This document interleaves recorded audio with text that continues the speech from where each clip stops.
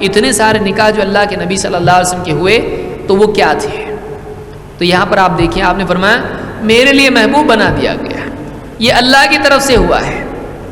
ورنہ آپ کے مزاج میں آپ دیکھیے، آپ نے جو پہلا نکاح کیا آپ کی عمر تھی 25 سال، اور آپ نے 25 سال کی عمر میں نکاح کیا ایک ایسی عورت سے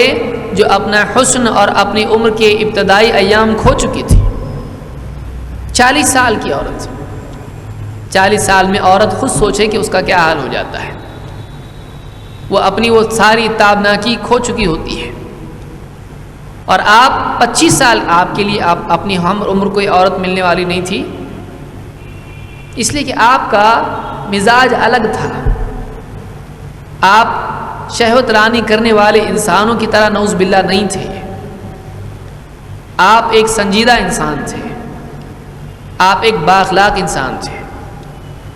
آپ انسانی اوصاف کے اعتبار سے انسان کی قدر و قیمت کرنے والے تھے، نہ کہ صرف حسن کی بنیاد پر۔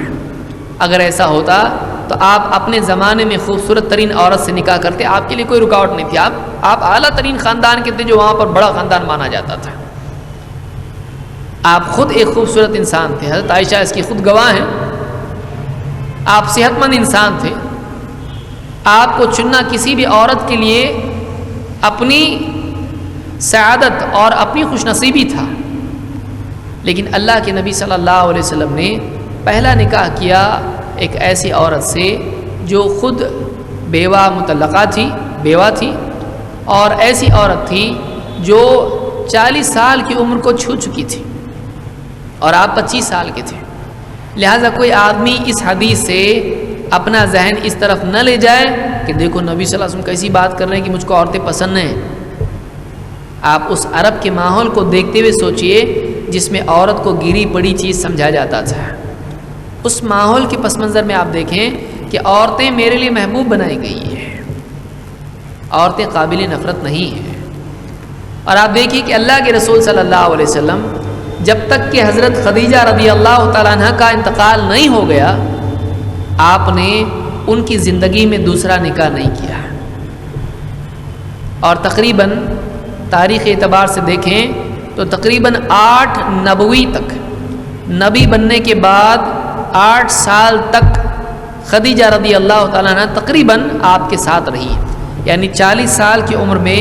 اللہ کے رسول صلی اللہ علیہ وسلم نبی، آپ کو جبریل آ کر انہوں نے نبوت کا اظہار کیا، اور اس کے بعد 8 سال یعنی 48 سال تک آپ خدیجہ رضی اللہ تعالیٰ عنہ ہی کے ساتھ میں رہے، اور اس وقت تک ان کی عمر کتنی ہوئی ہوگی آپ سوچئے، 15 سال 48 میں ملا دیجئے 58، اور اس کے اوپر اور 5 63 سال۔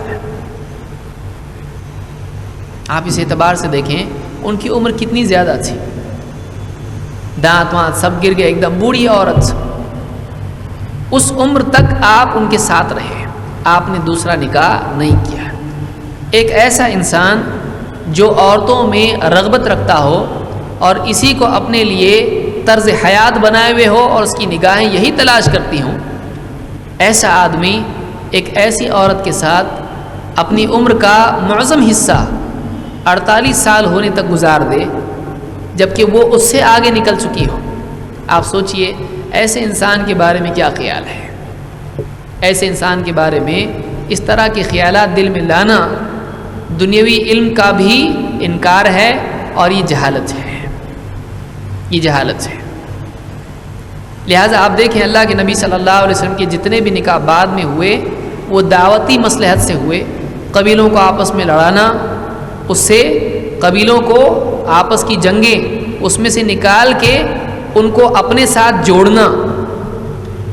قبیلوں کو آپس میں جوڑنا اور ان کی طاقت کو کمزور کرنا،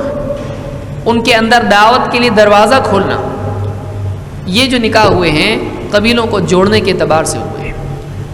غلط رسموں کو توڑنے کے اعتبار سے ہوئے ہیں، بے سہارا عورتوں کو سہارا دینے کے اعتبار سے ہوئے ہیں۔ اور آپ نے اپنی رغبت سے اگر نکاح کیا ہے تو اس میں بھی کوئی برائی نہیں ہے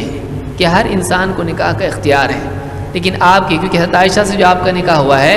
وہ آپ کو خواب میں دکھایا گیا تھا کہ آپ کی بیوی ہونے والی ہے،